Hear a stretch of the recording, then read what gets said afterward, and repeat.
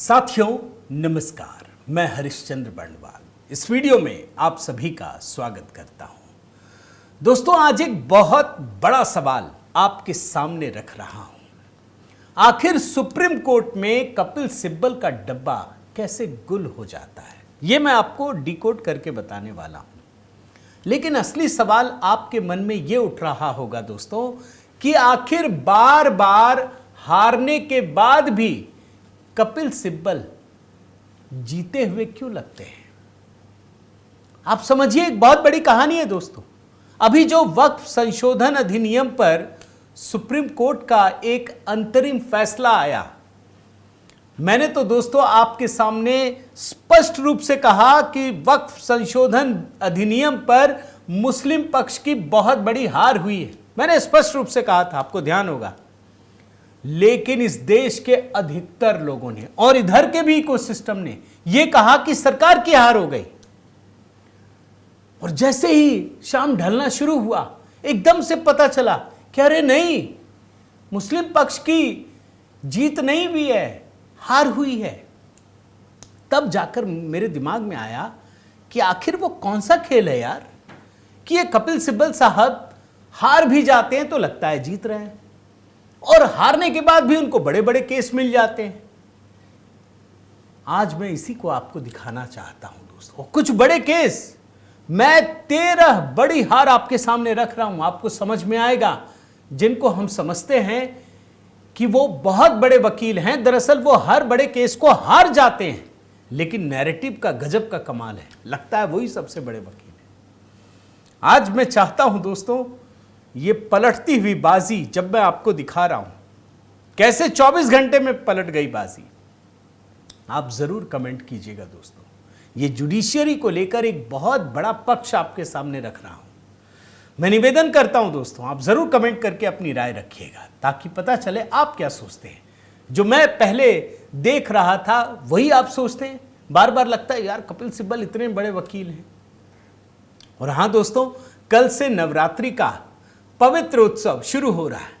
तो नवरात्रि पर मैंने एक बड़ा मंत्र दोस्तों, सभी 9 देवियों को लेकर अलग अलग आवाज में यह मंत्र तैयार किया। मैं आपको दिखा रहा हूं, कल सुबह इसको आप सबके सामने प्रस्तुत कर दूंगा। मैंने प्रीमियर पर लगा दिया है, आप जरूर देखिएगा, नवरात्रि का उत्सव मनाइएगा, बताइएगा कैसा लगा।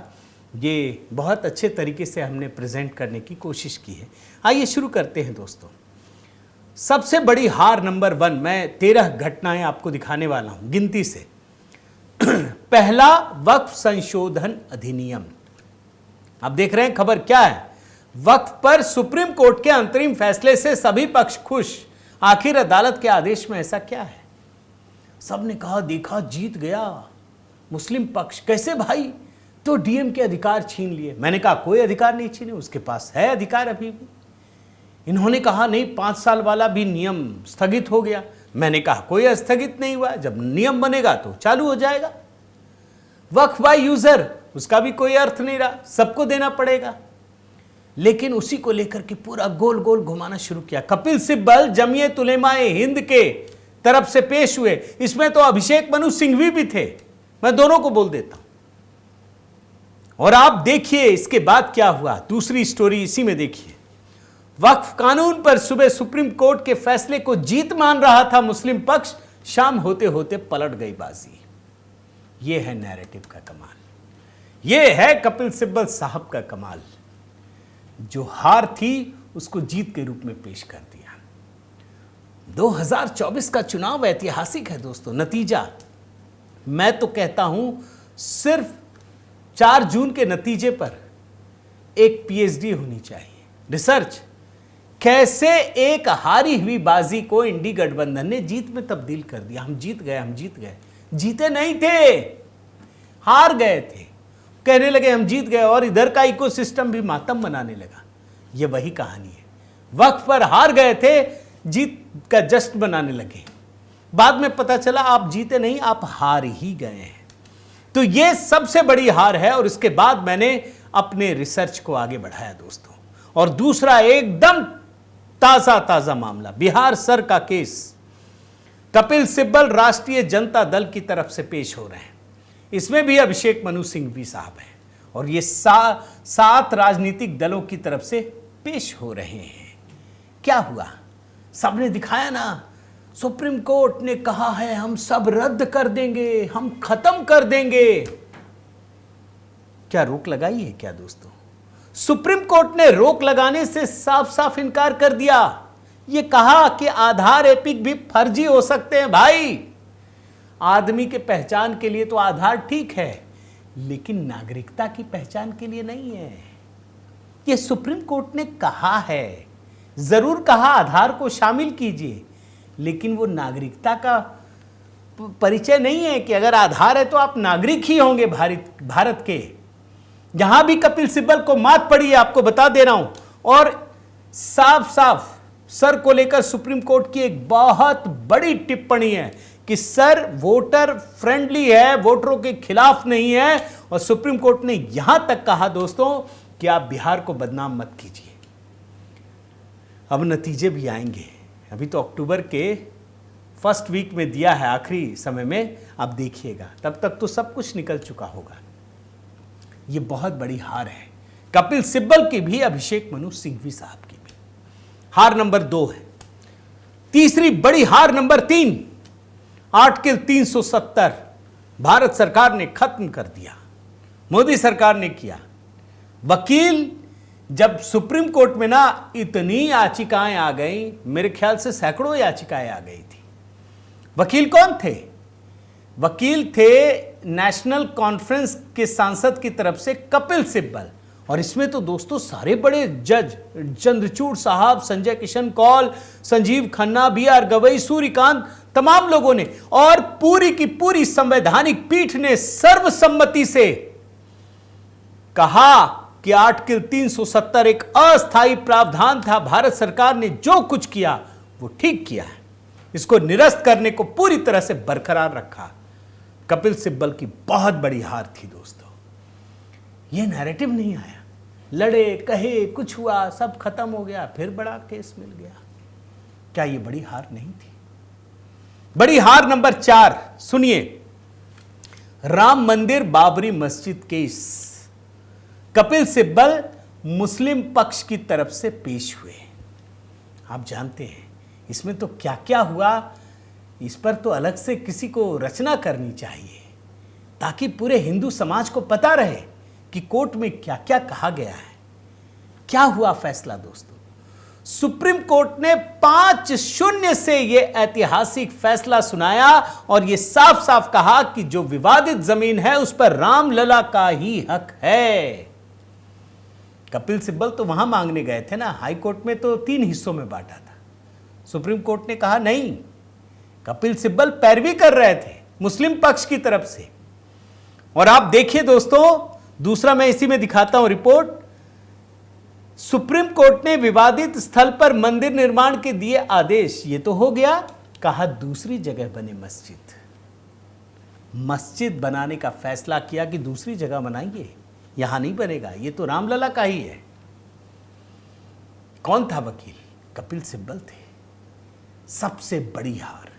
ये तो मेरे ख्याल से 150 साल से लड़ाई चल रही थी, 70 साल से तो कानूनी मुकदमा आजाद भारत में चल रहा था भैया। कपिल सिब्बल की बड़ी हार हुई। आगे बढ़िए, बड़ी हार नंबर 5, आधार। ये जो आधार हम लोग यूज करते हैं ना, जिसके लिए ये पूरा उछल रहे हैं, ये संवैधानिक नहीं है। इसकी संवैधानिक मान्यता को चुनौती दी गई पश्चिम बंगाल की तरफ से। वकील कौन थे? कपिल सिब्बल थे। कपिल सिब्बल ने आधार कार्ड योजना की संवैधानिकता को चुनौती दी, जो एक बायोमेट्रिक पहचान प्रणाली है।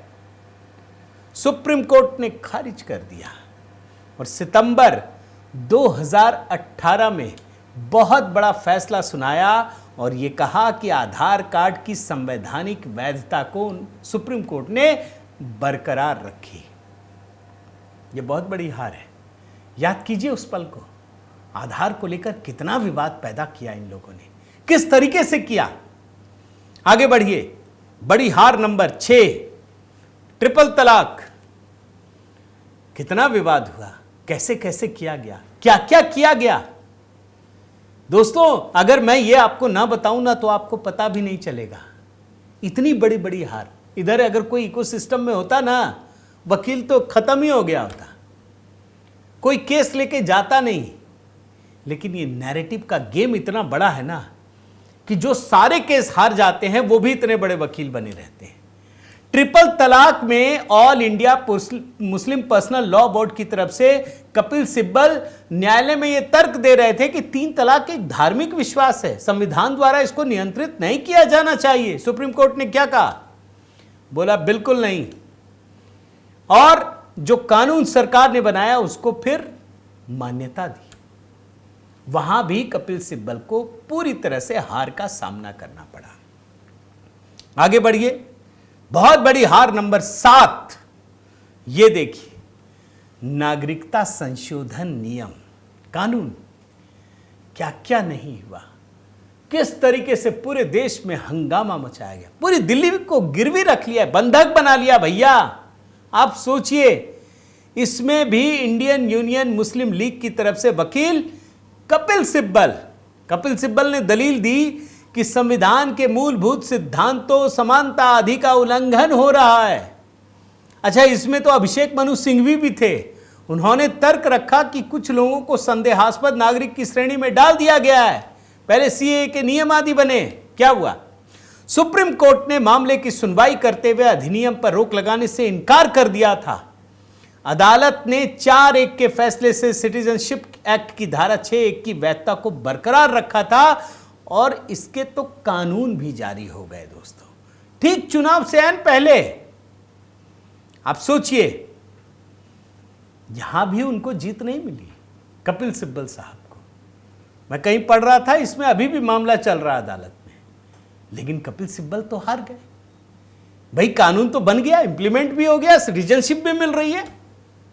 आगे बढ़िए, ये 7 बड़ी हार मैंने दिखा दी। 8वीं बड़ी हार, नेशनल हेराल्ड केस में गांधी परिवार बुरी तरह से फंसा हुआ है। भाजपा नेता, उस समय तो भाजपा के ही नेता थे सुब्रमण्यम स्वामी, बीच में इधर कभी उधर ऐसे ही डुलते रहते हैं। कपिल सिब्बल सुप्रीम कोर्ट में इस मामले को लेकर के गए कि खत्म कीजिए, कोई फायदा नहीं हुआ। अब भी केस चल रहा है, जमानत पर बाहर हैं। यह बहुत बड़ी हार है, क्योंकि गांधी परिवार के लिए लड़ रहे थे कपिल सिब्बल, उससे पहचान बनती है। आगे बढ़िए, बड़ी हार नंबर 9, ये तो हेडलाइन ही देख के आपको समझ में आ जाएगा। उमर खालिद की जमानत के लिए एड़ी चोटी का दम लगा रहे कपिल सिब्बल अब सुप्रीम कोर्ट का दरवाजा खटखटाएंगे। चल रही है सुनवाई, 1 आध दिन में तो आने वाली भी है। आप जानते हैं दोस्तों, उमर खालिद को पिछले 5 साल से नहीं दिला पाए जमानत, फिर भी लड़ रहे हैं। लड़िए, हक है आपका, लड़ना चाहिए, लेकिन ये पता तो चले कि कपिल सिब्बल जिस मामले में जाते हैं उसका होता क्या है, पता तो चले आपको। आगे बढ़िए, हार नंबर 10, जज लोया मामला। आप जानते हैं दोस्तों, सुप्रीम कोर्ट ने यह मामला क्या था कि सोहराबुद्दीन शेख के कथित फर्जी मुठभेड़ की मामले की सुनवाई कर रहे थे जज BH लोया। इनकी संदेहास्पद स्थिति में मौत हुई नागपुर में 1 दिसंबर 2014 को। यह बताया गया कि दिल का दौरा पड़ा है। फिर एक अंग्रेजी पत्रिका द कारवा ने एक खबर छापी, बोली कि यह संदेहास्पद परिस्थितियों में हुआ। सुप्रीम कोर्ट पहुंच गए कि जांच करवाइए जी। सुप्रीम कोर्ट ने, उसमें भी वकील कपिल सिब्बल थे, सुप्रीम कोर्ट ने इसे पूरी तरह से खारिज कर दिया, बोला कोई गलत नहीं है भाई। और अभी तो इस पर चंद्रचूड़ साहब की एक टिप्पणी भी आई है एक इंटरव्यू में, वो बताते हैं खारिज ही नहीं किया। देखिए, पता चलता है कि ये लोग किस मामले को लेकर जाते हैं। लेकिन दोस्तों, जस्टिस जज लोया के मामले में भी कपिल सिब्बल को हार का सामना करना पड़ा, ये बात सच। आगे बढ़िए, बड़ी हार नंबर 11, पेगासस। याद है ना क्या कहते थे सारे, इसमें तो राहुल गांधी और तमाम बड़े नेता सब कूद पड़े कि भैया मोदी जी सबकी जासूसी करवा रहे हैं। चर्चा हुई, सुप्रीम कोर्ट में गए, वहां पर हिंदू के मुख्य संपादक रहे पूर्व एन राम और यही प्रंजॉय गुहा ठाकुरता की तरफ से कपिल सिब्बल पेश हुए। बोला सार्वजनिक करवाइए। क्या कहा सुप्रीम कोर्ट ने? हेडर पढ़िए, पेगासस रिपोर्ट सार्वजनिक करने से सुप्रीम कोर्ट का इनकार। कहा देश की सुरक्षा और संप्रभुता से जुड़ी जानकारी सड़क पर चर्चा के लिए नहीं है। साफ साफ कपिल सिब्बल की यह हार थी। ये पूरे मामले को उठाते हैं, बड़ा बनाते हैं, पॉलिटिकली फायदा उठाने की कोशिश करते हैं। इनका काम इतना है, आपको मैं बताता हूं। सुप्रीम कोर्ट में जीत जाएं, जानते हैं नहीं जीत पाएंगे, हारना ही है, हार भी जाते हैं, पता नहीं चलता। वक्फ पे इसीलिए नहीं मैंने जोड़ा है। और आगे बढ़िए, कपिल सिब्बल की बड़ी हार नंबर 12। देखिए, याकूब मेमन जो आतंकी था दोस्तों, उसकी फांसी हो रही थी। उस फांसी को रुकवाने के लिए कैसे ड्रामा चला आप जानते हैं ना। उसमें भी वकील कपिल सिब्बल ही थे। क्या हुआ था? बचा पाए? नहीं बचा पाए। ठीक है, ये भारत का लोकतंत्र है, बहुत मजबूत है, कुछ भी सुनवाई हो सकती है, होनी भी चाहिए, लेकिन कपिल सिब्बल की ये बड़ी हार थी दोस्तों। और एक और हार दिखाता हूं, गिनती तो अनगिनत है, लंबी है, मैंने 13 छांट करके निकाला हूं। आप जानते हैं कि गुजरात दंगे में प्रधानमंत्री मोदी को बदनाम करने के लिए क्या क्या नहीं किया गया, कितनी बड़ी बड़ी साजिश रची गई। आखिरकार एसआईटी से उनको क्लीन चिट मिली गुजरात दंगे में। इसके बाद एक याचिकाकर्ता जाकिया जाफरी और citizens for justice and peace की तरफ से कपिल सिब्बल पेश हुए सुप्रीम कोर्ट में। और भी वकील थे कि इसकी जांच होनी चाहिए फिर से। सुप्रीम कोर्ट ने मना कर दिया, वहां भी कपिल सिब्बल की हार हुई। तो दोस्तों, ये गिनती बहुत लंबी है, मैंने सिर्फ आपको उदाहरण में दिखाए कि जितने भी बड़े मामले हैं सब में इनकी हार हुई है, सब में, अधिकतर में। कुछ एक केस आप बस गिन सकते हैं कि हाँ इसमें जीत गए। लेकिन ये दिखाने की वजह क्या है? वजह ये है दोस्तों, इतनी बड़ी बड़ी हार के बाद भी कपिल सिब्बल ऐसे प्रेजेंट करते हैं जैसे वो सब जीत रहे हैं। और वो उसकी वजह क्या है? क्योंकि वो नैरेटिव में सबसे आगे हैं। और इसीलिए वक्फ मामले में हार होने के बाद भी पूरे देश में ये मैसेज फैला दिया कि हम तो जीत गए। बाद में मुस्लिम पक्ष को लगा कि अरे हम जीते नहीं, हम हार ही गए हैं, हमको झटका लगा है। इसीलिए ये कहानी बनाने की ज़रूरत पड़ी। और इसीलिए मैं कहता हूं दोस्तों, चैनलों में न्यूज़ तो आता है, लेकिन जो नैरेटिव का खेल ये करते हैं ना, उसको हम डिकोड करना चाहते हैं। यही हमारी ताकत है और इसीलिए आपका प्रेम हमें मिलता है। और इसीलिए मुझे लगता है बार बार, किसी भी घटना को मैं सामान्य रूप से नहीं देखता। मैं देखता हूं कि इसके पीछे की वजह क्या है, आखिर वो कौन सा बिंदु है। जो दिखता है वो होता नहीं, जो होता है वो दिखता नहीं, उसके पीछे भी कई सारी परतें होती हैं। उन्हीं परतों को उतारने के लिए, दिखाने के लिए, उन पर्दों को हटाने के लिए हमारी भूमिका है और मैं उसी में मेहनत करता हूं। आप ऐसे ही प्रेम और स्नेह बनाए रखिए दोस्तों। बताइए कैसा लगा ये वीडियो, ज़रूर कमेंट करके बताइएगा। कल से नवरात्रि का पर्व भी शुरू हो रहा है, तो आज एक कमेंट जय माता दी ज़रूर कीजिएगा। और कल के लिए तो हमने विशेष तौर पर सुबह सुबह एक 9 दुर्गा का मंत्र, सभी 9 दुर्गा के स्वरूप का मंत्र रखा है दोस्तों। मेरा निवेदन है कि उसे ज़रूर देखिएगा। अभी हैप्पी बर्थडे मोदी जी और तमाम गाने हैं, उन सब को देखिए, बताइएगा कैसा लगा। बहुत बहुत धन्यवाद। जय सिया राम।